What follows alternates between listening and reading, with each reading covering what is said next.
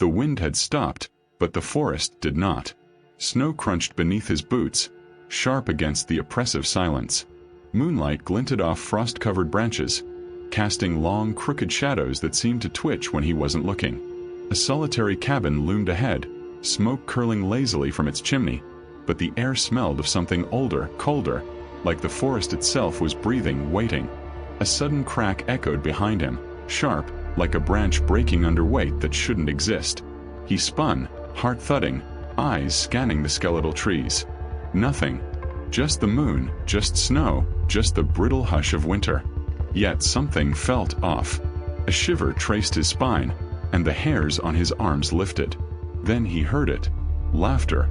High-pitched, almost childish, but hollow, as if it had no source. It came from the dark between the trees, dancing just beyond reach. He stepped back.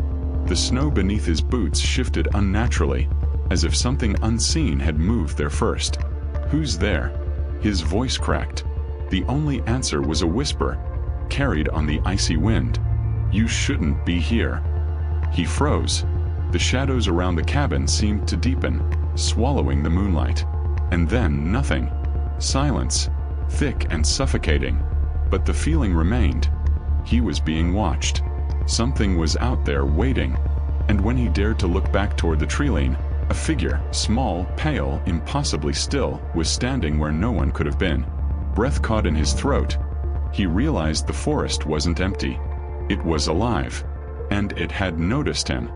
He shook off the creeping dread and forced his legs forward, crunching over frozen snow toward the cabin. Smoke curled lazily from the chimney, promising warmth, but the forest's oppressive presence pressed in from all sides. Every shadow seemed to stretch unnaturally, folding the trees into impossible shapes. The wind had died, leaving an eerie, expectant silence. Even the moonlight felt filtered, like the forest itself had absorbed its warmth and rejected it. Pushing open the cabin door, he stepped inside. The wooden floorboards groaned beneath his boots. A faint smell of pine lingered, mixed with the acrid scent of old smoke. Dust motes danced in the moonlight, spilling through frost-laced windows. It should have felt cozy, Christmas Eve, a quiet retreat, but instead it felt like stepping into a holding cell, a place where the forest had ensnared him and now watched. He set down his pack and ran his gloved fingers along the wooden counter. Small scratches marred the surface, almost too precise, too deliberate. A single mug, chipped at the rim, sat by the stove. Frost clung to the edges of the windowpane, reflecting a shadow that wasn't his. From somewhere outside, a branch scraped against the cabin wall. He froze, breath-catching. The sound was slow, deliberate, like someone, or something, circling, testing boundaries. I thought this place would be empty," he muttered to himself, trying to calm the rising panic. His voice sounded small, swallowed instantly by the silence. A knock, faint at first, rattled the door. Then again. And again. "Hello," he called, his voice sharper now, cracking. No answer, just the wind, or maybe a whisper, carrying through the gaps in the logs. Shaking, he moved toward the window. Outside, the snow lay undisturbed except for footprints, single lines that stopped abruptly in the clearing. He couldn't see anyone.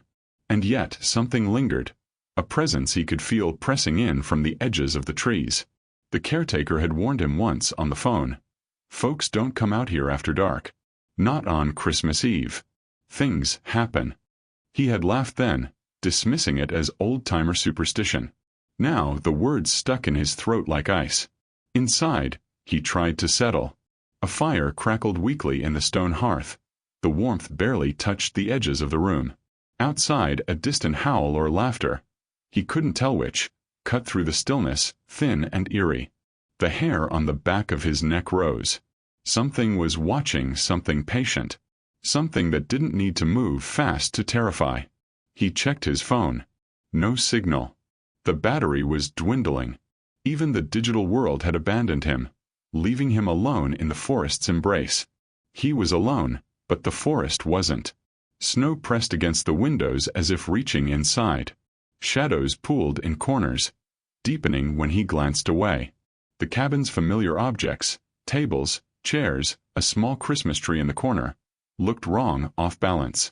The ornaments caught moonlight and flickered like eyes. A sudden creak from above froze him. Footsteps. The cabin wasn't empty. He grabbed a flashlight from his pack, hand trembling, and swept the beam across the ceiling beams. Nothing. But then, a soft metallic clink from the hallway. He whispered, "Who's there?" No reply. Just silence stretched thin. Minutes, or was it hours? Passed. The wind picked up outside, carrying faint laughter again, or maybe a child's voice. Too distant to understand, but too deliberate to ignore. He pressed himself against the wall, listening. The forest held its breath. Trying to rationalize, he muttered to himself, "It's the cold. Just the wind. Stress." Then came a whisper from just beyond the doorframe, soft and deliberate. "You shouldn't be here." He jumped back. The voice wasn't part of the wind. It wasn't carried from the trees. It was inside, as if the cabin itself had spoken. He wanted to scream, but the sound stuck in his throat. The night stretched on. Every crack, every groan of the cabin, every shifting shadow seemed purposeful. Something was moving in rhythm with him, mirroring him, anticipating him. He tried to focus on the fire, the warm glow, the small comforts of the cabin. But even there, the shadows lingered. A reflection in the window caught his eye. For a moment, he thought it was someone outside. Pale, small, staring. Then he realized it was behind him. He spun around. Nothing. Only the empty cabin. Yet the reflection remained, twisted slightly, smiling when he wasn't. Heart hammering, he sank onto the wooden chair. The forest was patient. The forest was waiting. The night was only beginning. And he understood, deep down, that whatever haunted this place didn't follow the rules of the world he knew.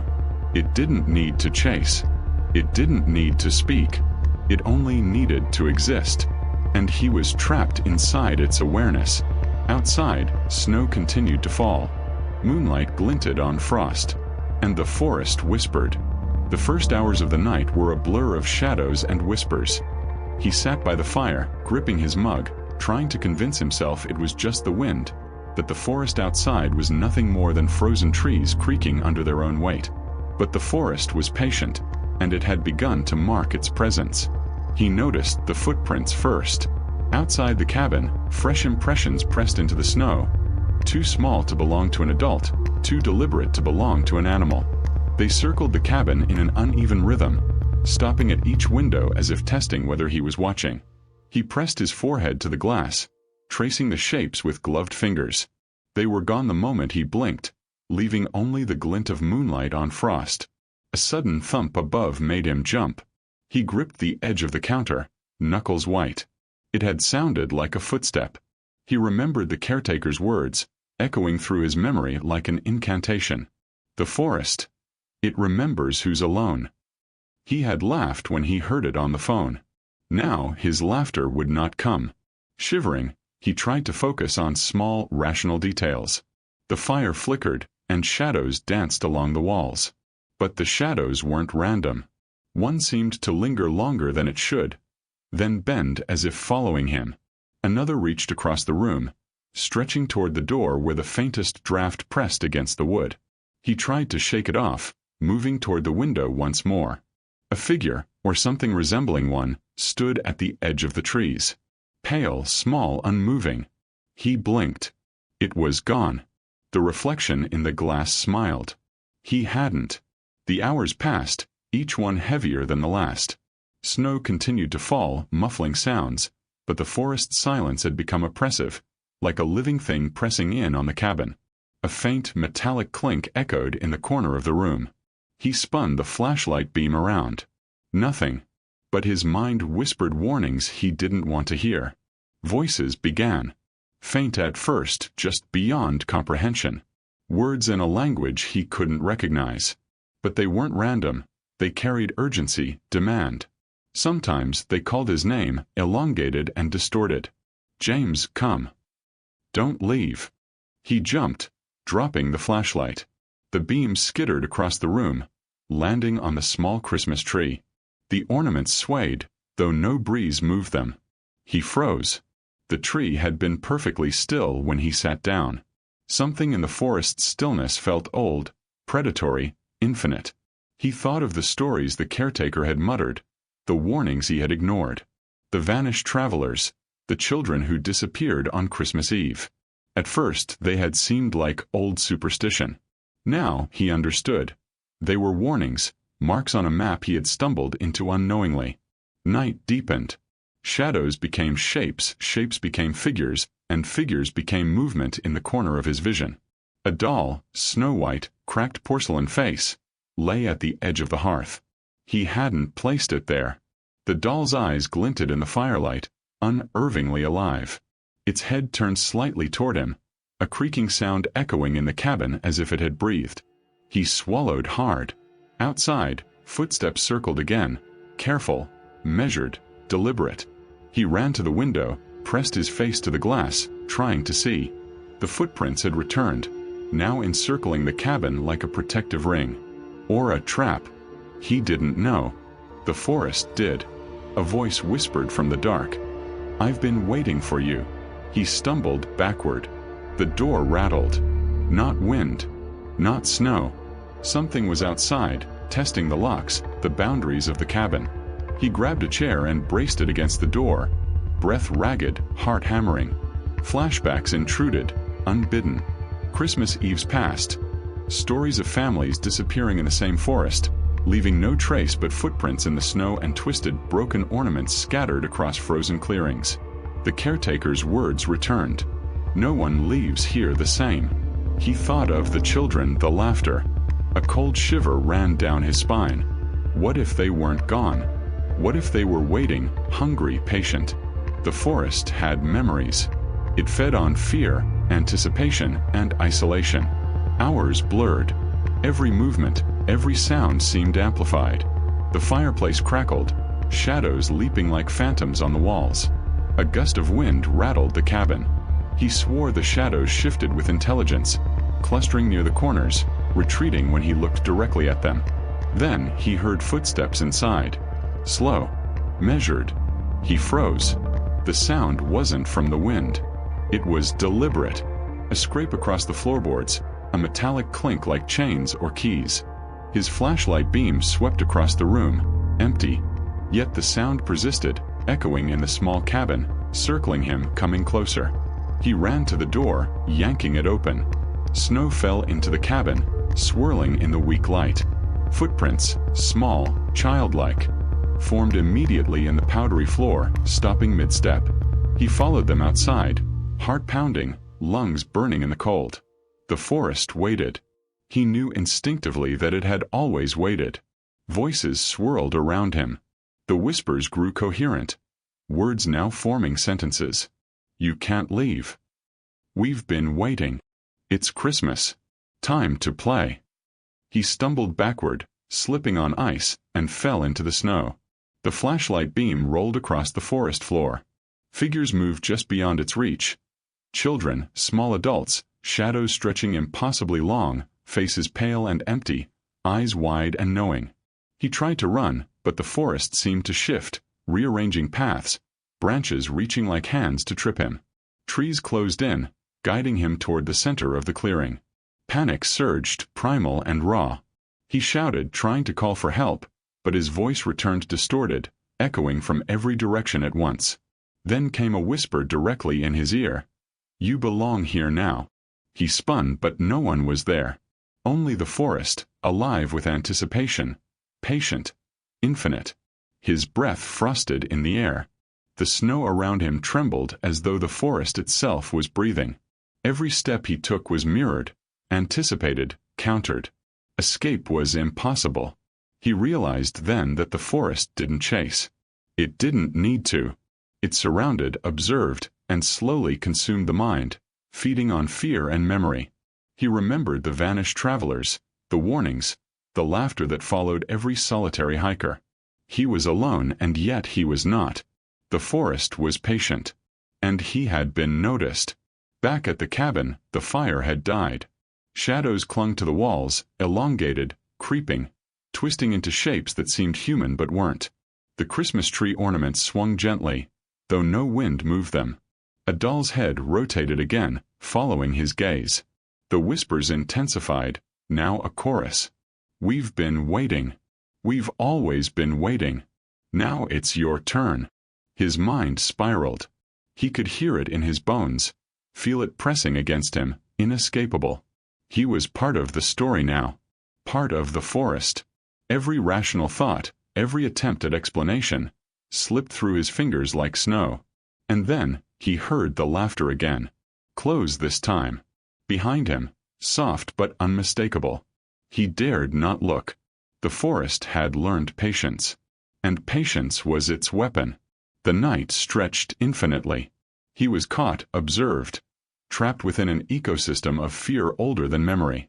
He tried to flee toward the edge of the trees, toward hope, but every path curved back, every landmark twisted into another version of itself.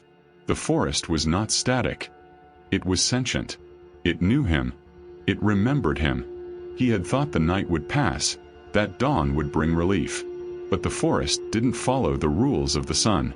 It followed rules older than time, and it had decided he would not leave unscathed. The whispers grew into words, words into sentences, sentences into commands. Every heartbeat, every breath, carried the knowledge. The forest had claimed him. And tonight, on Christmas Eve, he had become part of its story. The wind rose suddenly, shredding the silence like paper. The forest shifted as if it were breathing, branches twisting into impossible angles. He stumbled through the snow, heart hammering, eyes darting. Every step led him not toward the edge of the clearing, but deeper, toward the heart of the forest, a place that shouldn't exist on any map. A pale figure stepped from behind a tree, a child or something like one. Its eyes were too wide, too knowing. It tilted its head unnaturally and whispered, voice echoing through the still night. "You can't leave." He shook his head, lunging forward. The snow underfoot seemed to pull him back, uneven, alive. The trees rearranged themselves, branches brushing against his face like grasping fingers. Panic clawed his throat. His flashlight beam flickered, and in its dim glow, the forest twisted into impossible angles. He thought he saw a cabin, then a clearing, then the same tree twice. Reality warped. "No, this isn't real. It can't be." He muttered, voice breaking. But it was real. Voices rose all around him, chorus-like, children laughing and screaming at once, impossible to follow, yet coherent in intent. "We've been waiting for so long. You're ours now." He turned, trying to run, but the ground shifted, snow folding like quicksand beneath his feet. Branches curled down to grab his shoulders. Figures emerged from every shadow.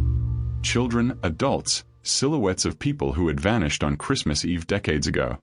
Their faces were pale, frozen, twisted into permanent expressions of fear and malice. He fell to his knees, scrambling, shouting, "Leave me alone. Please." A whisper close to his ear. "We don't have to. You came here. You wanted to know. Now you belong." He spun, but no one was there. Only trees, impossibly close, limbs pressing in from every direction. The sky above, the moon, was swallowed by branches. He couldn't tell which way was up. Time had no meaning. Hours, minutes, or years could have passed. He didn't know. Then came the laughter. It rose into a scream, high-pitched and infinite. The snow beneath him began to shift, forming shapes. Figures in frozen motion, mid-step, faces turned toward him. They were hundreds, then thousands. The forest had multiplied, folded itself upon itself, and he was at its center. "Please. I'll do anything. Just let me go," he cried, voice cracking, raw. A figure approached. Human enough, but not entirely. Frost clung to its skin. Eyes black, hollow, infinite. It knelt beside him, whispering, "You cannot bargain with the forest. It does not listen. It only remembers." A cold finger brushed his temple. He staggered back, tripping into a hollow. The trees around him shifted, bending toward him, closing off escape. Every sound, branches, snow, whispers, morphed into a single entity. The forest spoke. "You wanted stories. You wanted to know. Now you are part of the story. Forever." Shaking, he tried to climb, to flee, to break through some invisible barrier. but the ground swallowed him with each step. The snow became viscous, almost liquid, pulling him down. Branches wrapped around his arms, tightening like ropes. He clawed at them, but it was useless. Figures surrounded him now. Children with hollow eyes, adults frozen mid-step, their mouths open in silent screams. They reached for him, hands stretching unnaturally, merging with shadows, merging with the snow. He screamed, thrashing, but the forest absorbed every sound. Even his scream felt swallowed. "You cannot leave. You cannot." A voice, closer than the air itself. "We have waited generations for you." He fell backward, hitting the snow, chest heaving, teeth chattering. The forest moved in waves, undulating, twisting, closing off every route. Even if he ran, the forest would fold around him. It had learned him. It had remembered him. Every fear he had ever known manifested around him. The shadows, the whispers, the laughter, the vanished travelers, the frozen children, all converged here, alive in memory and anticipation. The flashlight clattered from his hand. It rolled across the snow, beam flickering weakly. In that light, he saw them clearly. Figures with faces half human, half tree, limbs stretching into bark, eyes wide and reflecting his own terror. They moved closer, and he realized the forest was infinite, and it didn't need to run. It only needed to exist. "You belong here." Panic clawed at him. He tried to resist, to fight. He screamed for help. No answer. He shouted for the forest to leave him alone. The whispers became chants, echoing across branches and snow. "It is too late. It is always too late." The childlike figures reached him. Their hands brushed his arms, cold, like ice running through his veins. Frost formed on his skin instantly. His breath slowed. Every movement became sluggish, controlled, forced. The forest was claiming him, not through violence, but inevitability. Memories of past travelers, victims who had vanished, flashed before him. Their terror, their futile struggle. He saw himself reflected in them, screaming silently. The forest folded their stories around him. He was trapped inside the story now as they had been. Suddenly, the trees above twisted violently. A voice, sharper, more ancient, cut through the chaos. "You wanted to know. Now you will remember. Forever." The snow rose, forming a solid wall around him. The whispers escalated into a high-pitched chorus, unbearable in its intensity. The figures closed in. He could feel their cold, their hunger, their infinite patience pressing against him. He lunged forward, breaking free of one branch, only to crash against another. Every direction was blocked. Time warped, the snow folding, shadows stretching, the moon vanished, replaced by a dark, empty sky. "No," he screamed, voice raw, cracking, fading into the forest's chorus. One figure hovered before him now. Tall, half-human, half-bark, eyes infinite black pools. It whispered, "The forest remembers. And now you are part of it." The snow swallowed him. Branches wrapped, shadows folded. Whispers merged into a single voice. His limbs slowed. His heart pounded. His mind fractured. Then, silence. A final whisper close enough to feel on his skin. "Merry Christmas." The forest stilled.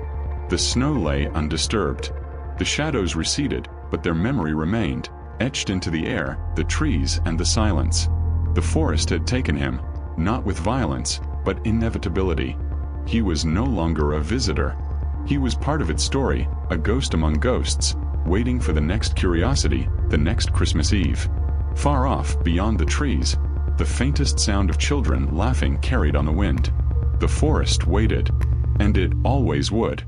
The forest fell silent, but the silence was not empty. It was full of memory, of presence, of everything that had ever wandered its snow-laden paths and never returned. The moon, obscured during the night's chaos, now peered weakly through ragged clouds. Frost glinted on the branches, as if nothing had happened at all. Yet everything had changed. He, or the fragment of him that remained, stumbled from the snow into the cabin, collapsing against the cold wood. The fire had died. The cabin smelled faintly of pine and dust, but beneath it, there was a scent he could not name. metallic, acrid, like old fear made tangible. His clothes were frozen stiff, boots filled with snow, hands numb. He shivered uncontrollably, not from cold alone, but from the knowledge of what had passed. He tried to speak, to call for help, but his voice came out as a hoarse rasp. Even the air seemed to resist him, thick and heavy. He sank to the floor, pressing himself against the wall for comfort, for some anchor. The forest pressed against the windows, black silhouettes of trees stretching unnaturally. Somewhere in the darkness, something moved, brushing against snow, but silent, patient, waiting. He remembered the whispers, the footsteps, the laughter that had felt so immediate, so tangible. He thought of the pale children, the figures frozen mid-step, the infinite black eyes.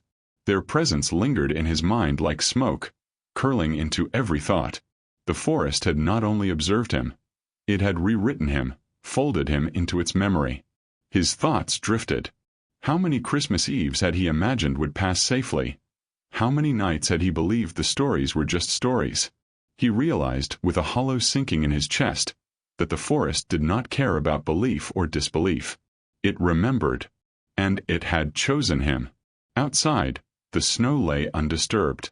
Footprints that had circled the cabin hours ago had vanished, as though erased by the cold wind or by something more deliberate. Yet he knew they were not gone. They existed in memory, in presence, in the forest itself. Every tree, every branch, every shadow held them, and now him. He rose slowly, staggering to the window. Moonlight glinted off frost, reflecting not only the trees, but shapes behind them, shapes that should not have been there. He pressed his face to the glass, trying to rationalize, trying to convince himself that it was just shadows, just imagination. But the reflection in the ice-laced window did not match him. His eyes were wider, darker, his face paler. And behind him, he thought he saw the faintest smile, a smile not his own. The Christmas tree in the cabin had shifted slightly. Ornaments glinted at odd angles. One small doll, cracked and pale, stared up at him. Its head had turned to follow his movements. He wanted to throw it out, to destroy it, but even as he reached for it, the snow outside shifted. Footsteps, faint, circling, always circling. The forest had not released him. It had only changed its method. He tried to leave, to run. He forced the door open, only to find the clearing looked identical, yet wrong. Paths looped in impossible ways. Trees had rearranged themselves. It was both familiar and alien, a maze that existed outside of maps and reason. Every direction he took led him back to the cabin, back to the center, where the forest's presence pressed in on him, silent but suffocating. The sun began to rise slowly, orange and pale against the horizon. Daylight, he thought, might bring relief. But the forest did not follow the rules of sunlight. Shadows remained long, unnaturally black. The air was thick with an unspoken menace. Even as birds called in distant trees, their songs were hollow, carrying the echo of the night's terror. Hours passed, or maybe minutes. He could not tell. Time had been warped, stretched, and broken. His own reflection shifted constantly, as if the forest itself was testing him, bending reality, molding him. He remembered the whispers. "We've been waiting. We've always been waiting. Now it's your turn." He sank to the snow again, cold seeping through every layer, body shaking. Tears froze on his cheeks. He realized with a dread that clawed at his mind. He was alive but not intact. The forest had left him physically, but it had claimed his essence. Every thought, every fear, every memory would now carry its imprint. He would walk in the world, but part of him would remain here, a shadow among shadows, a whisper in the wind. The cabin door creaked. He looked up, expecting, hoping, nothing. But the creak carried weight, intention. He rose slowly, every movement deliberate, breath shallow. Inside, the room seemed unchanged. The fire pit was cold. Yet he could feel presence lingering. He turned toward the tree. A single ornament swung gently. No wind. No sound. Just movement, deliberate, as if something unseen nudged it. He pressed a hand to the ornament. A chill ran up his arm. It was heavier than it should have been, not cold, but alive with memory and intent. The doll sat beneath the tree, head tilted, eyes glinting. He could swear it smiled now. Outside, the snow shifted once more. He froze. Footprints returned, small, deliberate, circling, stopping at the cabin walls, fading into the forest. The forest was patient. The forest was eternal. He was part of it now. He sank back to the floor, shivering uncontrollably, mind teetering between lucidity and madness. He realized he would never truly leave. The stories, the vanished travelers, the whispered warnings, they were all warnings, all marks, all truth. And now, he had become another chapter in the forest story. The sun rose higher, glinting on frost-covered trees. A distant sound reached him. Faint laughter, high-pitched and hollow. Children. Or their echoes. Or something that had been waiting for him in silence. He pressed his forehead to the cold floorboards, tears freezing on his cheeks. He thought of home, family, warmth. Those thoughts felt unreal, like memories of another life. The forest had claimed him not with violence, but inevitability. It had surrounded, observed, and absorbed. He understood now. It had always been waiting, and he had walked straight into its arms. Hours later, the cabin sat silent, snow settling gently over its roof and the surrounding clearing. Footprints that marked the night's horrors were gone. A light wind blew, carrying faint echoes, laughter, whispers, distant cries. The forest stood still, patient, eternal. Inside, a small, cracked doll remained on the floor. Its eyes glinted in the weak morning light. The Christmas tree swayed slightly. A single ornament glimmered. He sat in the corner, shaking, hollowed, yet alive. Alive, but changed. The forest had not let him go. It had left him a husk of himself, a witness to its inevitability. And as he gazed out the frost-laced window, the forest seemed to smile back. Waiting, patient, eternal. And tonight, like every Christmas Eve before, it had remembered him. He shivered.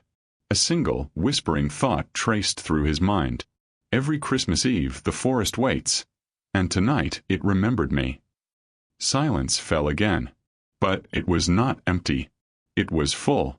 Full of memory. Full of presence. Full of horror. The forest would wait. And it always would.